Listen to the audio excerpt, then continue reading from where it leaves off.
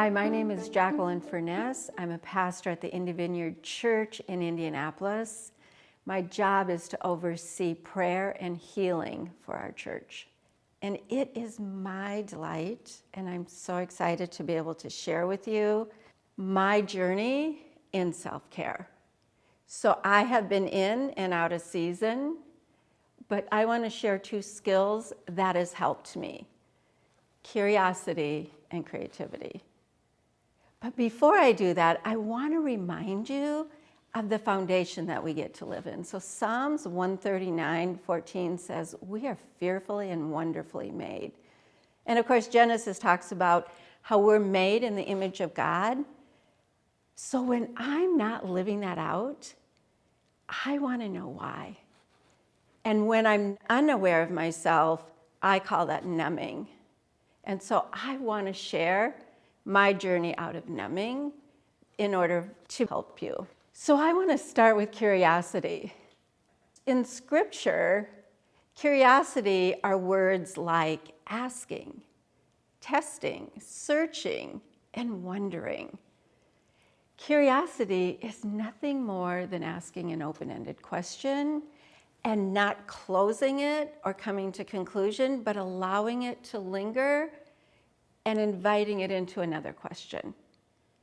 So if we were to take, for example, our body, and just being able to ask yourself, what am I experiencing right now in my body? What does it feel like? What's happening? And you're allowing those questions to linger into another question. Why is it doing that? They have found that curiosity has so many parts, triggers so many parts of the brain that they're in full research of it.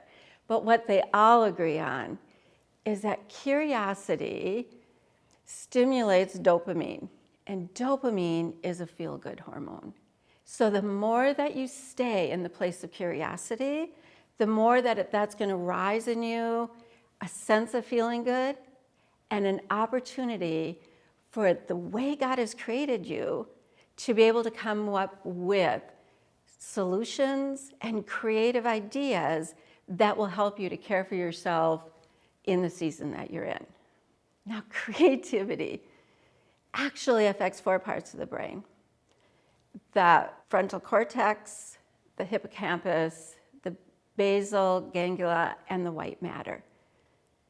When you pair creativity and curiosity together, you are allowing yourself to activate and light up all the possibilities of your brain, just the physical part, but also God, to help you come in to be able to find the kinds of solutions that you need to invest in yourself. So let me just give you an example of what this looks like. I want to share this exercise with you that is simple and easy. What I'd love you to do is take any kind of paper. So you could take the back of wrapping paper, newspaper, you could get a 8.5 by 11, whatever is available to you. And then I want you to write or draw a picture of a body. This is not the time to try to make a perfect body. And if you really want to challenge yourself, use your non-dominant hand. It will surprise you that this is my dominant hand. So perfection is not what we're looking for, but just try the exercise and see, what does curiosity and creativity look like when they're paired together. So you've drawn your picture, and then I want you to take a deep breath. And I want you to, as I said in curiosity, what is my body feeling? What is it experiencing right at this moment? What are you aware of? And so just in asking, and if I were, as I'm asking my body right now, I can feel the excitement in my gut, in my stomach. And so I'm going to take just in that area, and I'm going to just kind of make a little butterfly because it kind of feels like butter. I am so excited to share this. But on the same token, I can feel nervous energy in my hands. And I want to just, and I'm using a couple different colors, but you can do anything that you want to do and what is easily available to you. But I am kind of nervous in my hands. And so I'm going to just draw a hand and I'm going to just put some wiggly marks in it because I want to be able to acknowledge this is what I'm sensing right now. Interesting enough, I keep stress in my neck and my neck isn't stressful. And that's notable to me. So this isn't all about pain or discomfort or even emotions in your body. Maybe it's places of peace and where you're relaxed. And so I'm going to just put 2 circles. I'm going to highlight to myself, I am at peace in the places I'm normally stressful. So continually ask yourself, what is it that I'm experiencing? Make a note of it however you want. You can use words, you can use symbols, you can use colors. But what you're trying and what is going to happen to you is as you start with that first layer of being aware, the next thing is the wondering. Why? I wonder why I'm so at peace right now. Maybe it was because we prayed. But then why the butterflies? Why the trembling in my hands? And leaving it open and leaving it available for not only your brain to come up with answers, but also for God to speak to you.